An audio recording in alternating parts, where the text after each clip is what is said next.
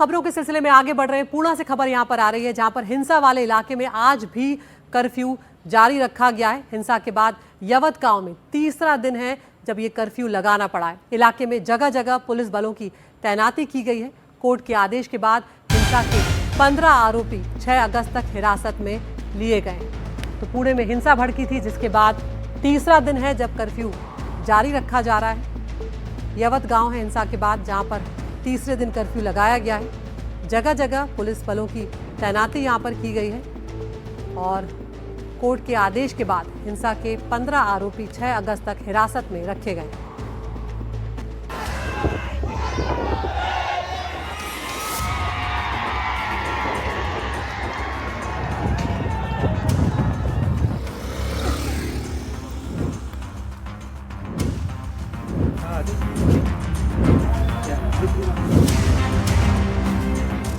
Social media पर status डाला और उसने हिंसा की आग फैला दी।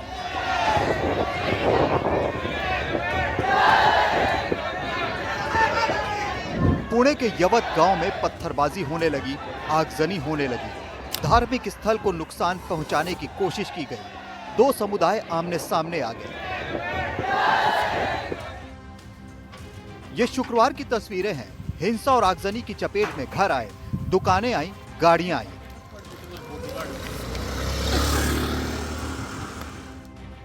बाजार बंद, सड़कों पर लोगों की भीड़, आगजनी और पुलिस की भारी तैनाती। लोगों के आक्रोश को देखते हुए कुछ उपद्रवियों ने गाड़ियों में तोड़फोड़ कर उसे आग के हवाले भी कर दिया।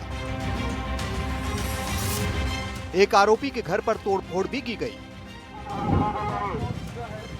तनावपूर्ण माहौल को देखते हुए आसपास के कई थानों की पुलिस यवत में तैनात की गई, जिसके बाद अब हालात काबू में बताए जा रहे हैं, लेकिन तनाव बरकरार है। पुणे में दौंड तहसील के एवत गांव में कल शुक्रवार दोपहर को अचानक माहौल बिगड़ गया। दो समाज में हिंसा हो गई, लेकिन आज की स्थिति कंट्रोल में है। मैं अभी यवत गांव में हूं और आप देख रहे हो यवत की ये जो दुकानें हैं, जो बाजार पेट है, वो आज बंद है, क्योंकि यवत में जमावबंदी यानी कर्फ्यू लगाया गया है। जगह जगह पे पुलिस है और पुलिस यवत की इस स्थिति को कंट्रोल कर रही है। लेकिन क्या ये सब अचानक हो गया या इसके पीछे कुछ और था? क्या पहले से ही यहाँ कुछ उबल रहा था? अब तक जो जानकारी सामने आई है, उसके हिसाब से आपको बताते हैं कि यह हिंसा कैसे भड़की। शुक्रवार सुबह पुणे के दौंड तालुका के यवत में सोशल मीडिया पर एक आपत्तिजनक पोस्ट हुआ। इसके बाद माहौल बिगड़ा। कहा गया कि यह पोस्ट एक समुदाय विशेष के शख्स ने किया था। व्हाट्सएप और फेसबुक पर आपत्तिजनक स्टेटस डाला गया। उस पोस्ट ने लोगों के गुस्से को भड़का दिया, जिसके बाद दोपहर 12 बजे के बाद से ही तनावपूर्ण माहौल हो गया। विवादित पोस्ट इलाके में तेजी से वायरल हो गया। बताया जा रहा है कि गांव में एक हफ्ते पहले से ही माहौल तनावपूर्ण था। ऐसे में इस नई पोस्ट ने लोगों की भावनाएं भड़का दी।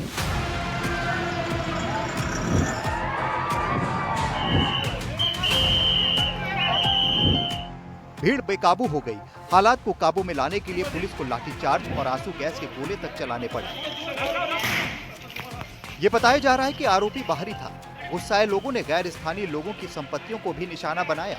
भीड़ का गुस्सा इतना ज्यादा था कि उन्होंने कुछ अस्थायी धार्मिक ढांचों, दुकानों और घरों पर भी हमला किया।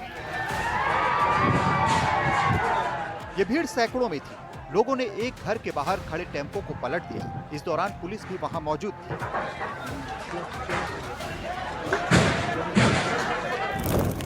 पुलिस अधिकारियों के मुताबिक भीड़ ने गुस्से में आकर एक मोटरसाइकिल को जलाया और एक बेकरी को भी तोड़फोड़ किया। आपत्तिजनक पोस्ट करने वाले आरोपी युवक को पुलिस ने हिरासत में ले लिया है और उसके खिलाफ केस दर्ज कर दिया। तोड़फोड़ की घटनाओं को लेकर भी मामले दर्ज किए जा रहे हैं। खबर यह भी है कि आरोपी सैयद का घर हिंदू और मुस्लिम दोनों समुदाय के लोगों ने मिलकर तोड़ा। गाड़ियों पे पथराव करके या उनके कांच फोड़े गए, 2 कार के, एक मोटरसाइकिल को जलाने की कोशिश की गई है और 1-2 घर और प्रार्थना स्थल पे भी नुकसान पहुंचाया गया है। इसलिए इस घटना के बारे में क्राइम रजिस्टर किया जा रहा है और जो इन्वॉल्व हुए हैं उसमें जो आइडेंटिफाई हो गए एक्यूज, उनके ऊपर गुना दाखिल करके कार्रवाई की जाएगी। और जिस लड़के ने ये सोशल स्टेटस लगाया था, जो ऑब्जेक्शनेबल कंटेंट था और जिसमें लोगों की भावनाएं आहत हुई है, उस पर भी गुना दाखिल किया जाएगा। यवत गांव में पुलिस लगातार गश्त कर रही है। लोगों से अपील की जा रही है कि शांति बनाए रखें, अफवाहों पर ध्यान न दें। मोर्चा आंदोलने करण्यास मनाई आहे, कोणतेही धार्मिक और राजकीय कार्यक्रम घेण्यास मनाई आहे। तोड़फोड़ की गई थी, कुछ प्रार्थना स्थल पे भी पथरावबाजी किया गया था लोगों की तरफ से। दोनों जमाव एक साथ आए थे, तो उन्होंने जो कायदा सुव्यवस्था हाथ में ली थी उसके खिलाफ में पुलिस स्टेशन यवत में कुल 5 ऑफेंस रजिस्टर्ड है। 150 से ज़्यादा नाम पुलिस ने इनलिस्टेड किया है और उनके खिलाफ हमारे पास एविडेंस के तौर पर कुछ वीडियो फुटेज जो हमको प्राप्त हुए हैं और सीसीटीवी फुटेज भी हमारे पास प्राप्त हुए हैं। उसके चलते हमने पूरे रात भर मुहिम लगा के कुल 20-21 लोगों को हमने अब तक हिरासत में ले लिया है।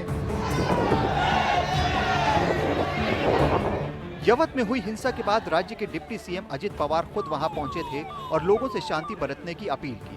उन्होंने फिर कहा कि महाराष्ट्र में कहीं भी गुंडागर्दी बर्दाश्त नहीं की जाएगी। दादागिरी त्या ठिकाणी आम्ही खपून घेत नाही। पुण्यातल्या दोन्ही सीपी, पुणे पिंपरी चिंचवड आणि पुणे ग्रामीणचे एसपी त्यांना स्पष्टपणे सूचना दिलेल्या आहेत। कुठल्याही पक्षाशी संबंधित असणारे इंडस्ट्रीवाल्यांना जर त्रास देत असतील, काही तिथं अडचणी निर्माण करत असतील तर त्यांच्यावर केसेस दाखल करा, कारवाई करा। 3-4 वेळेला केसेस दाखल करून पण त्यांनी ऐकलं नाही तर त्यांच्यावर मकोका लावा। राज्य के सीएम देवेंद्र फडणवीस ने भी सख्त कार्रवाई का भरोसा दिलाया है और जनता से शांति बनाए रखने की अपील की है।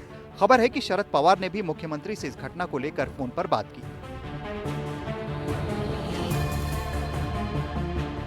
लेकिन सवाल ये भी कि क्या ये हिंसा एकदम से भड़क गई, क्योंकि ये भी सामने आ रहा है कि इलाके में पिछले कुछ दिनों से तनाव था।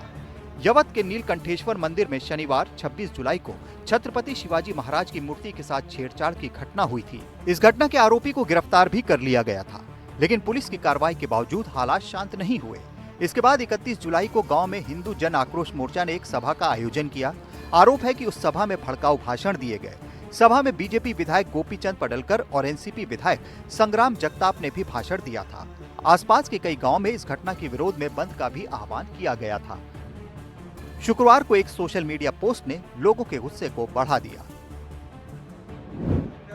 अधिकारियों ने शांति की अपील की है और सोशल मीडिया पर गलत सूचना या भड़काऊ सामग्री न फैलाने की चेतावनी दी है। यवत में फिलहाल हालात काबू में दिख रहे हैं, लेकिन तनाव भी है। Bureau report, NDTV India.